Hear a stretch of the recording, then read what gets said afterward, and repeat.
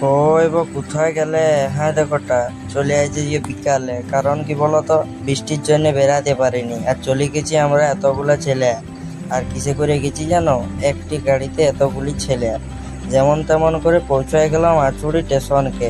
আর যাই পরে দেখছি এরা সব আছে, আর ছেলেরা দেখতে পাইছি গল্প করতে করতে যাচ্ছে, আর ইয়ারা দেখতে পাইছি কিরকম ট্রেনের অপেক্ষা করছে, ট্রেনটি আসছে।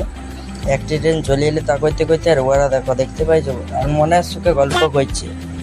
যাই হোক, দিয়ে আয় দেখো এখানকে চলে আসছি, ওয়েদারটা দেখে নাও কত সুন্দর লাগছে, মনটা একদম ফুরফুরা হয়ে যাচ্ছে।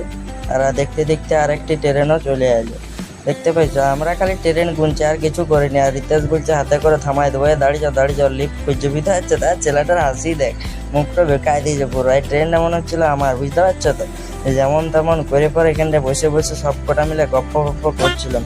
আর এখানে চাবড়ি দিল আমার পিঠটাতে। ছেলেগুলো ভালো কি এতগুলো মিলে বসে বসে গপ্প হচ্ছে এখানটায় বসে বসে। আর সব কটা জিনিস মানে কি বলবো তোমাকে। আর হায় দেখোটা এইগুলো কি বটে বলো না? এগুলো চিকেন গুলো, এগুলো দেখে গাটা কেমন করে, বুঝতে পারছো তো? এমন কেমন দিয়ে যা হোক যেমন তেমন করে দেখোটা এখানকে এবারে ট্রেনটিতে চলে যাচ্ছে আমাদের ট্রেন। ট্রেনটিতে চেপে গেলাম হেমন করে, একদম হালকা করে চেপে গেলাম। এইটা আমাদের নিজেদেরই ট্রেনে না গো, ব্রেক করছি। বুঝতে পারছো তো? সব ছেলেগুলো এখানে আছে, আর ও বান্দরের মতো এখানে ঝুলে গেছে, আর আমিও ঝুলে দিলাম।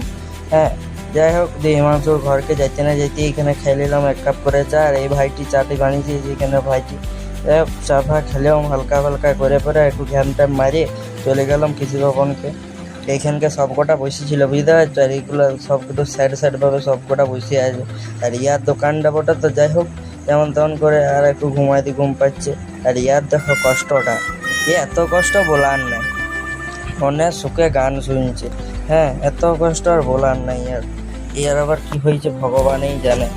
হ্যাঁ, দিয়ে কোনো রকম ভাবে এখানে বসে বসে কাটাই দিলাম, ঘরের উদ্দেশ্যে রওনা দিতে বলবো। আজকের মতো এখানে